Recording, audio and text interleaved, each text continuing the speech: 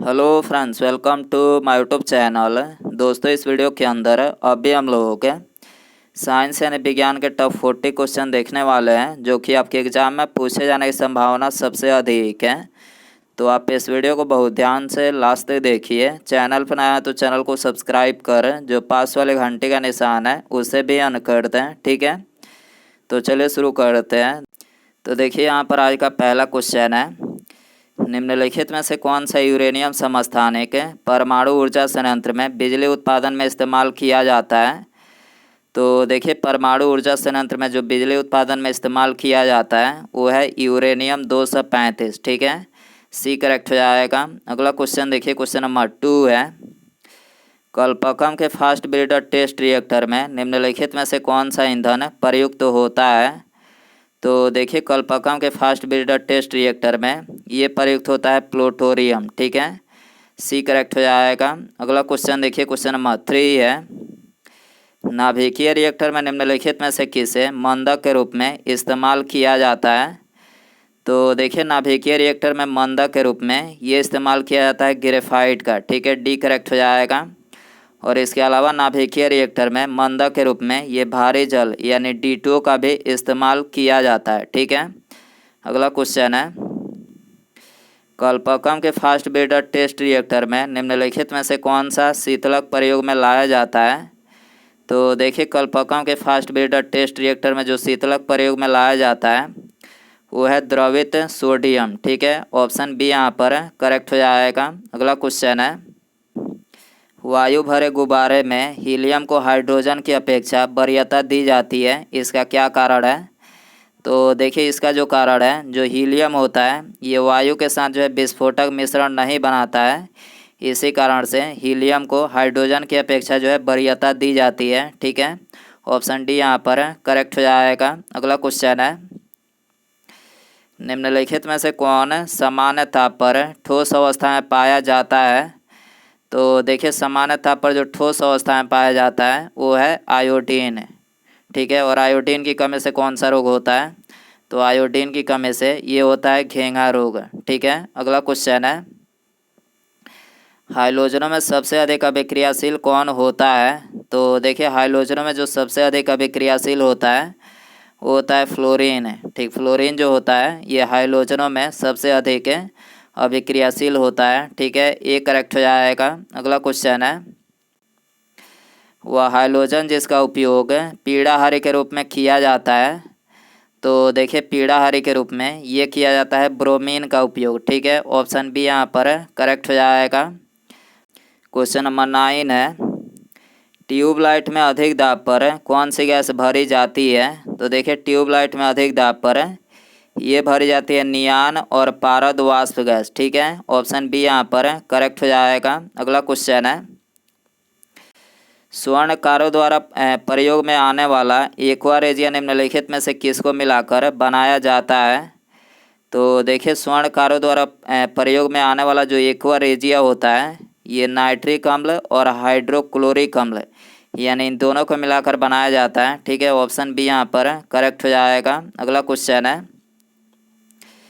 PH एक मूल्यांक है जो दर्शाता है। तो देखिए, पीएच एक मूल्यांक है, ये दर्शाता है किसी घोल के अम्लीय या फिर क्षारीय होने का मूल्यांक, ठीक है। ऑप्शन बी यहाँ पर करेक्ट हो जाएगा। अगला क्वेश्चन है, निम्नलिखित में से कौन सा एक लवण सागर में सर्वाधिक पाया जाता है। तो देखिए, सागर में जो सबसे अधिक पाया जाता है वो पाया जाता है सोडियम क्लोराइड, ठीक है। ऑप्शन बी यहाँ पर करेक्ट हो जाएगा। अगला क्वेश्चन है, ब्लीचिंग पाउडर में कौन सा रासायनिक यौगिक होता है। तो देखिए, ब्लीचिंग पाउडर में जो होता है वो होता है कैल्शियम ऑक्सीक्लोराइड, ठीक। कैल्शियम ऑक्सीक्लोराइड का रासायनिक सूत्र क्या है। तो कैल्शियम ऑक्सीक्लोराइड का जो रासायनिक सूत्र है वो है CaOCl2, जो है ये कैल्शियम ऑक्सीक्लोराइड का रासायनिक सूत्र है, ठीक है। अगला क्वेश्चन है, फोटोग्राफी प्लेट को विकसित करने में निम्नलिखित में से किसका उपयोग होता है। तो देखिए, फोटोग्राफी प्लेट को विकसित करने में ये सोडियम थायोसल्फेट उपचायक की भांति जो है उपयोग होता है, ठीक है। ऑप्शन ए यहाँ पर करेक्ट हो जाएगा। अगला क्वेश्चन है, प्रथम विश्व युद्ध में निम्नलिखित में से किस एक रासायनिक आयुध के रूप में प्रयोग किया गया था। तो देखिए प्रथम विश्व युद्ध में ये मस्टर्ड गैस का उपयोग जो है ये रासायनिक आयुध के रूप में किया गया था। ठीक है, सी करेक्ट हो जाएगा। अगला क्वेश्चन है, छपाई में प्रयोग की जाने वाली स्याही निम्नलिखित में से किसके अपघटन से प्राप्त होती है?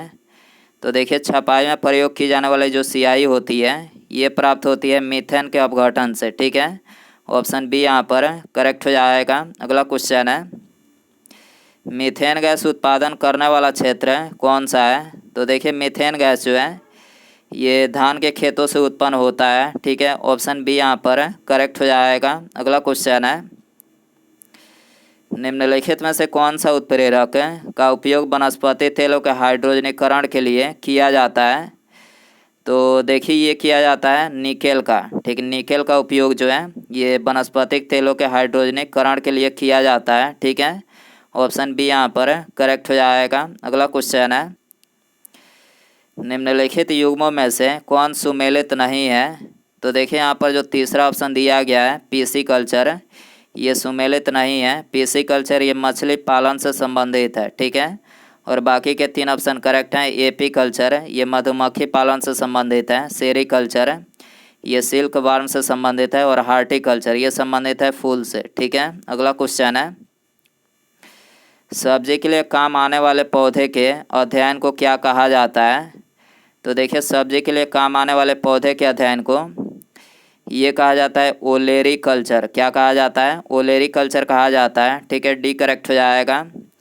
फ्लोरिकल्चर में किसका अध्ययन किया जाता है? तो देखिए फ्लोरिकल्चर में ये फूलों का अध्ययन किया जाता है। पोमोलॉजी में किसका अध्ययन किया जाता है? तो पोमोलॉजी में ये फलों का अध्ययन किया जाता है। ठीक है, अगला क्वेश्चन है, रेशम कीट जिन पर पनपता है वह कौन सा है? तो देखिए रेशम कीट जो है ये पनपता है शहतूत की पत्तियों पर। ठीक है, ऑप्शन डी यहाँ पर करेक्ट हो जाएगा। अगला क्वेश्चन है, कुनैन जो मलेरिया के लिए एक प्रमुख औषधि है वह प्राप्त होती है। तो देखिए जो कुनैन प्राप्त होती है ये प्राप्त होती है आवृत बीजी पादप से। किससे प्राप्त होती है? आवृत बीजी जो पादप होते हैं उससे प्राप्त होती है।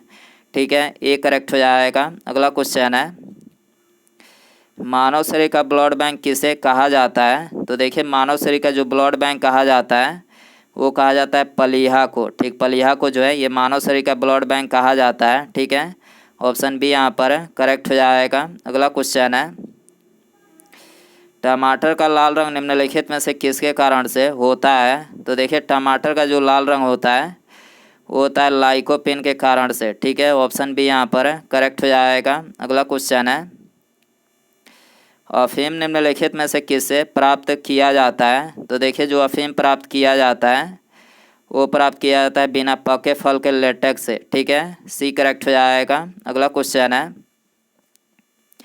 मेंडल के आनुवंशिकता का सिद्धांत किस पर आधारित है? तो देखिए मेंडल के आनुवंशिकता का जो सिद्धांत है ये आधारित है लैंगिक जनन पर। किस पर आधारित है?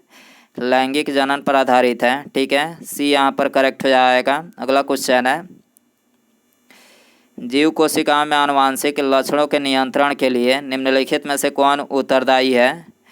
तो देखिए जीव कोशिकाओं में आनुवंशिक लक्षणों के नियंत्रण के लिए ये उत्तरदायी है डीएनए। ठीक है, ऑप्शन डी यहाँ पर करेक्ट हो जाएगा। क्वेश्चन नंबर 28 है, सोयाबीन में नाइट्रोजन स्थिरीकरण के लिए जिम्मेदार बैक्टीरिया कौन सा है? तो देखिए सोयाबीन में नाइट्रोजन स्थिरीकरण के लिए जो जिम्मेदार बैक्टीरिया है वो है राइजोबियम जैपोनिकम। कौन सा है? राइजोबियम जैपोनिकम जो है ये सोयाबीन में नाइट्रोजन स्थिरीकरण के लिए जिम्मेदार बैक्टीरिया है। ठीक है, ऑप्शन बी यहाँ पर करेक्ट हो जाएगा।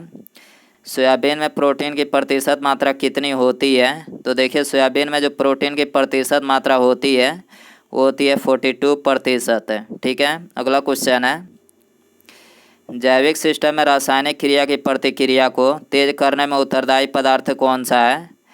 तो देखिए जैविक सिस्टम में रासायनिक क्रिया की प्रतिक्रिया को तेज करने में जो उत्तरदायी पदार्थ है वो है एंजाइम। ठीक है, ऑप्शन सी यहाँ पर करेक्ट हो जाएगा। अगला क्वेश्चन है, तड़ित यानी बिजली चमकने से वृक्ष में आग भी लग सकती है क्योंकि उसमें अत्यधिक मात्रा में होती है।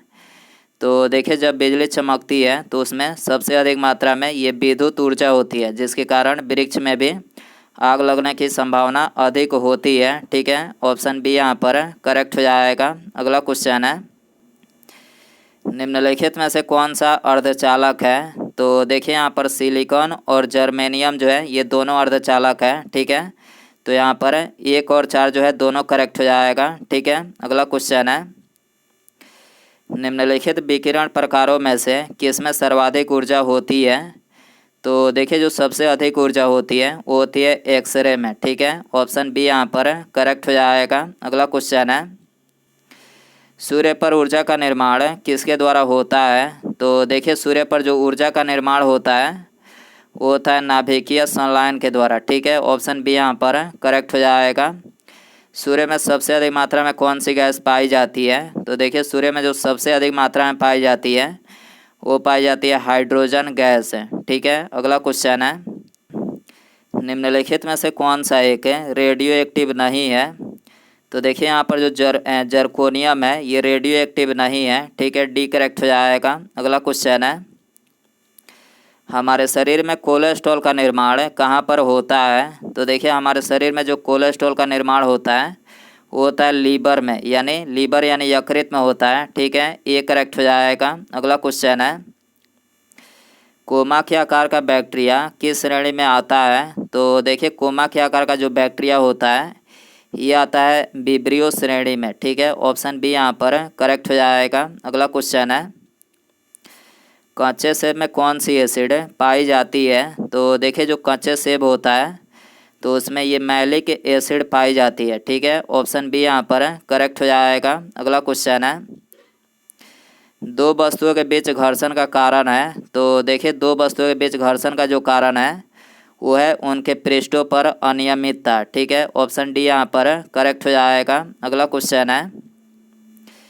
स्प्रिंग वाली घड़ी में कौन सी ऊर्जा होती है? तो देखिए स्प्रिंग वाली जो घड़ी होती है उसमें पोटेंशियल ऊर्जा होती है। ठीक है, सी करेक्ट हो जाएगा। उसके बाद यहाँ पर हमारा अगला क्वेश्चन है, कोयले किस किस्म में कार्बन की प्रतिशत मात्रा सबसे कम होती है? तो देखिए कार्बन की जो प्रतिशत मात्रा सबसे कम होती है वो होती है पीट कोयले में। कितनी होती है? तो ये होती है 50 से 60% होती है। ठीक है, और सबसे अधिक कार्बन की प्रतिशत मात्रा किस में होती है? तो सबसे अधिक जो कार्बन की प्रतिशत मात्रा होती है वो होती है एंथ्रासाइट में। कितनी होती है? तो ये होती है 94 से 98% तक होती है। ठीक है, उसके बाद यहाँ पर हमारा अगला क्वेश्चन है, बुढ़ापे में कौन सी ग्रंथि लुप्त हो जाती है? तो देखिए यहाँ पर आपको 4 ऑप्शन दिया गया है। ऑप्शन ए पीयूष ग्रंथि, थाइमस ग्रंथि, यकृत या फिर ब्रिक। तो दोस्तों आप इसका आंसर जो है कमेंट बॉक्स में ज़रूर बताएं और आप इनमें से कितने क्वेश्चन सही कर पाएँ ये भी कमेंट से बताएं। और चैनल पर आया तो चैनल को सब्सक्राइब कर जो पास वाले घंटे का निशान है इसे भी ऑन कर दें। ठीक है, मिलते हैं अगले वीडियो में। Thanks for watching.